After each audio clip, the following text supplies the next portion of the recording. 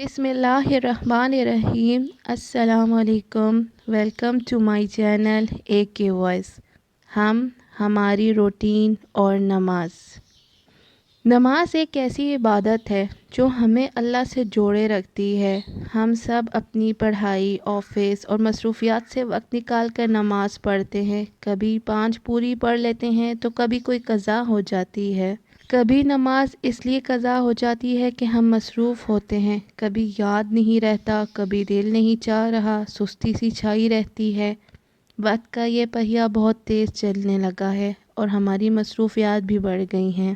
ہم اکثر گھر سے باہر ہوتے ہیں تو ہم نماز ادا نہیں کر پاتے، اور اکثر گھر پر بھی مصروفیات کی بنا پر نماز کو جانے انجانے چھوڑ دیتے ہیں۔ لیکن اگر ہم نماز اور قرآن کو ترجیح نہیں دیں گے تو اللہ ہماری زندگی سے برکت اٹھا لے گا، زندگی زیادہ مشکل ہو جائے گی اور کام کبھی ختم نہیں ہوں گے۔ اگر انسان خود یہ تہیہ کر لیں کہ پہلے نماز پڑھ کے یہ کام کروں گا تو اس کے کام آسان ہو جاتے ہیں۔ اللہ نماز اور قرآن کی برکت ہماری زندگی میں ڈال دیتا ہے اور ہم تمام کام خوش اسلوبی سے سر انجام دے لیتے ہیں۔ اور یہ بات بہت سے لوگ اپنی زندگیوں میں نوٹ کرتے ہیں کہ نماز اور قرآن کے ساتھ وقت میں برکت پیدا ہوتی ہے۔ تو ضروری ہے کہ ہم اپنی کلاس، آفس اور کاموں میں سے تھوڑا وقت نکال کر نماز ادا کر لیں اور پھر اپنا کام جاری کر لیں۔ نماز میں پابندی کے لیے ضروری ہے کہ ایک نماز ادا کرنے کے بعد انسان اپنے ذہن میں ٹائم ٹیبل ترتیب دے لے کہ میں نے آج فلاں کام فلاں ٹائم پہ کرنا ہے، یہ اوقات ہوں گے اور اس بیچ نماز میں نے اس وقت ادا کرنی ہے۔ نماز میں پابندی کے لیے ضروری ہے کہ انسان کے دل میں فکر ہو کہ اسے نماز ادا کرنی ہے۔ حضور صلی اللہ علیہ وآلہ وسلم کا ارشاد ہے، جب آدمی وضو کرتا ہے اور وضو کو کمال درجے تک پہنچا دیتا ہے اور پھر مسجد کی طرف نماز کے ارادے سے چلتا ہے، کوئی اور ارادہ اس کے ساتھ شامل نہیں ہوتا، تو جو قدم رکھتا ہے اس کی وجہ سے ایک نیکی بڑھ جاتی ہے اور ایک خطا معاف ہو جاتی ہے، اور نماز پڑھ کر اسی جگہ بیٹھا رہتا ہے تو جب تک وہ باوضو بیٹھا رہے گا فرشتے اس کے لیے مغفرت اور رحمت کی دعا کرتے ہیں، اور جب تک آدمی نماز کے انتظار میں رہتا ہے وہ نماز کا ثواب پاتا رہتا ہے۔ یعنی نماز کی فکر، اگلی نماز کا انتظار بھی ثواب کا باعث ہے۔ جب انسان کو ایسی موٹیویشن ہو تو اس کی لگن بڑھ جاتی ہے۔ لہٰذا ہمیں چاہیے کہ ہم نماز کے بارے میں احادیث وغیرہ پڑھتے رہیں، اس سے دل میں خشوع بھی پیدا ہوتا ہے اور لگن بھی بڑھتی ہے۔ اکثر ہم ایک نماز بہت اچھے طریقے سے ادا کر لیتے ہیں لیکن دوسری نماز پڑھنے کا دل نہیں کرتا یا ہم اسے ٹال دیتے ہیں۔ اس کی وجہ یہ ہوتی ہے کہ ایک نماز کے بعد ہم دنیاوی کاموں میں مصروف ہو کر نہ جانے کتنے چھوٹے بڑے گناہ کر لیتے ہیں کہ اگلی نماز ادا کرنے کے لیے ہمارا دل راضی ہی نہیں ہوتا، کیونکہ وہ دنیا میں لگ چکا ہوتا ہے اور اس میں نماز کی چاہت کہیں دب جاتی ہے۔ اللہ بہت شان والا ہے، اس کی عزت، اس کی غیرت تمام جہانوں سے بڑھ کر ہے۔ جیسے وہ خود سب سے بڑھ کر ہے، اللہ نے انسان کا دل اپنے لیے بنایا ہے، تو اللہ کو یہ پسند نہیں آتا کہ وہ اس کا بندہ اپنے دل میں اس کی محبت سے بڑھ کر کسی اور چیز کی محبت رکھے۔ بندے کے نزدیک کوئی گناہ جسے کرنے کے لیے انسان اللہ کی دی ہوئی حدود کو پار کرے، کوئی حرام رشتہ جس کے ساتھ رنگ برنگی گفتگو اسے اللہ کی یاد سے غافل کر دے اور اس کی تمنا اسے اللہ کے خوف اور ڈر سے زیادہ لگنے لگے، اس حرام رشتے یا کسی بھی اور گناہ کی چاہت اتنی شدید ہو کہ اس کے بغیر دل بے چین ہونے لگے، یعنی جس دل کو اللہ کی محبت میں بے چین ہونا تھا وہ گناہ کے لیے بے چین ہو رہا ہے، اور تو اللہ ایسے دلوں کو پھر نماز، قرآن اور اپنے ذکر کی توفیق نہیں دیتا۔ اللہ ایسے لوگوں کو ان کے حال پر چھوڑ دیتا ہے۔ اللہ کہتا ہے، جاؤ آزما لو اور دیکھ لو کہ کون سی محبت تمہارے لیے پائیدار ہے۔ ایسا بھی ہوتا ہے کہ اللہ اپنے بندوں سے اس کا حرام رشتہ جو اسے بہت محبوب ہے وہ چھین لیتا ہے، تب بندہ بہت روتا، بہت تڑپتا ہے۔ بندے کو یہ سمجھ نہیں آتا کہ اللہ نے اس کی محبوب چیز اس سے کیوں چھین لی، کیونکہ دھوکہ ہو گیا، لیکن تب بندہ یہ نہیں سمجھتا کہ اس نے اللہ کی حدود کو توڑا ہے، اس نے اللہ کے ساتھ شرک کیا ہے۔ جس دل کو ہر وقت اپنے رب کی یاد میں مصروف ہونا چاہیے تھا وہ کسی نامحرم کی چاہ میں لگا رہتا ہے اور اس کے نہ ملنے پر اداس ہو جاتا ہے، اپنے دل کی خوشی اسی ایک چیز کے ساتھ جوڑ لیتا ہے، اور نامحرم کی محبت ہی اس کے دل کے موسموں کو بدلنے کی طاقت رکھتی ہے۔ انسان اللہ کی بنائی ہوئی حدود کو توڑ کر محبت تو کرتا ہے، لیکن اس کے ساتھ ساتھ دل جو ہے ہی اللہ کی جگہ، اللہ کا گھر، اسے کسی اور کا محتاج کر دیتا ہے، اپنی خوشی اپنے غم کو کسی اس ناپائیدار محبت کے ساتھ جوڑ دیتا ہے اور اس کے ذرا سے دور ہو جانے پر تڑپ اٹھتا ہے۔ تب اللہ اس سے وہ محبت دور کر دیتا ہے۔ اللہ اس سے بہت محبت کرتا ہے اور وہ یہ پسند نہیں کرتا کہ اس کا بندہ اپنے رب کی محبت سے بڑھ کر کسی چیز کو عزیز رکھے۔ پھر اللہ دنیاوی محبت چھین کر اپنے بندے کو اپنی محبت عطا کرتا ہے۔ اب بندے کی مرضی کہ وہ اللہ کی محبت سے اپنے دل کو سکون بخشتا ہے یا پھر ڈپریشن سے اپنی زندگی برباد کرتا ہے۔ اللہ سے تعلق جوڑے رکھنے والوں کو کبھی ڈپریشن نہیں ہوتا، وہ جانتے ہیں کہ ان کا محبت کرنے والا رب ان کو تکلیف میں ہمیشہ نہیں رہنے دے گا۔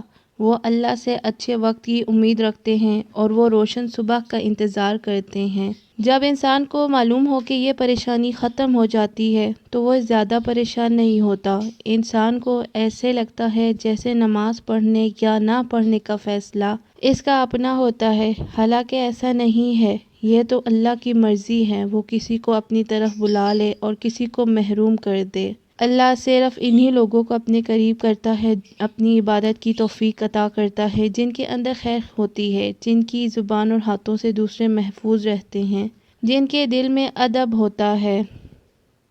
جو لوگ اللہ کی، اللہ کے رسول کی، اس کے بندوں اور اس کی دی ہوئی حدود کا ادب نہیں کرتے، وہ ہدایت سے محروم رہ جاتے ہیں۔ نیز جو لوگ دوسروں کی خیر نہیں چاہتے، اللہ ان کی خیر نہیں کرتا۔ تو جب اللہ قرآن میں فرماتا ہے کہ وہ جسے چاہے ہدایت دے، تو شاید اللہ کے دربار میں ہدایت دینے کی کچھ ایسی ہی کنڈیشنز ہوں، وہ اپنے بندوں ادب اور محبت کے ترازو میں تولتا ہے۔ تو اگر ہم نیکی کی راہ پانا چاہیں تو اس کے لیے ہمارے دل کو کینہ، بغض اور فریب سے پاک ہونا چاہیے۔ اکثر انسان نماز تو ادا کر لیتا ہے، لیکن وہ نماز خشوع و خضوع سے خالی ہوتی ہے۔ چند سجدے جو زمین پر سر پٹکنے کے سوا کچھ نہیں ہوتے، اور بس ایک بے رخ قسم کی نماز ہوتی ہے جس میں محبت کا کوئی عمل دخل نظر نہیں آتا، لیکن کام تو یہ سارا محبت کا ہی ہے۔ تو ایسی نمازیں اللہ کی بارگاہ میں قبولیت نہیں پاتی۔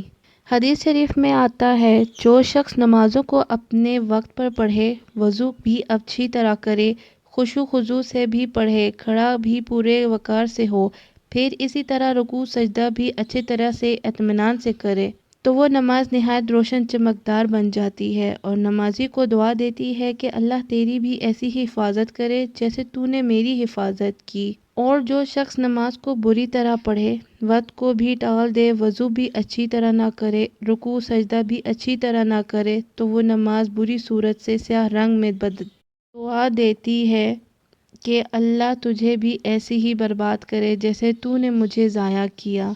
اس کے بعد وہ نماز پرانے کپڑے کی طرح لپیٹ کر نمازی کے منہ مار دی جاتی ہے۔ اس کا مطلب یہ ہوا کہ ضروری نہیں کہ جو نماز امام نے ادا کر دی وہ پوری ہو گئی، بلکہ انسان کو نماز کو قبول کروانے کے لیے اسے اچھے طریقے سے ادا کرنا ہوتا ہے، محنت کرنی پڑتی ہے۔ ایسے ہی جیسے جب ہمیں کوئی پریزنٹیشن دینی ہو تو ہم ہر طرف سے سیف سائٹ ڈھونڈتے ہیں، ہر چیز کا خیال رکھتے ہیں، کانٹینٹ کا، اپنے لباس کا، باڈی لینگویج کا، انداز بیاں کا، یعنی ہر طرح سے تیاری پوری رکھتے ہیں کہ نمبر نہ کٹ جائیں۔ ایسے ہی نماز میں بھی نمبر نہ کٹے، اس کے لیے ان تمام باتوں کا خیال رکھنا ضروری ہے۔ جو نمازیں دل سے ادا نہیں ہوں گی، جن میں سر جھکے گا پر دل نہیں جھکے گا، زبان اقرار کرے گی لیکن دماغ سوچوں میں مگن ہوگا، ایسی نمازیں اللہ انسان کو ہی لوٹا دیتا ہے۔ پوری نماز ایک دعا کی طرح ہے جس میں انسان اللہ کی حمد و ثنا کرتا ہے اور اللہ سے اس کا فضل مانگتا ہے۔ نماز ایسی ہونی چاہیے کہ انسان نیت کر کے تکبیر کہے تو اللہ اکبر کی گونج اس کے دل سے نکلے، اور پھر جب وہ ثنا پڑھے تو دل سے اللہ کی تعریف اور حمد و ثنا میں مصروف ہو۔ سورہ فاتحہ پڑھے تو دل اللہ کے شکر سے بھر جائے۔ سورہ اخلاص پڑھے تو دل اللہ کے اکیلے ہونے کی گواہی دے۔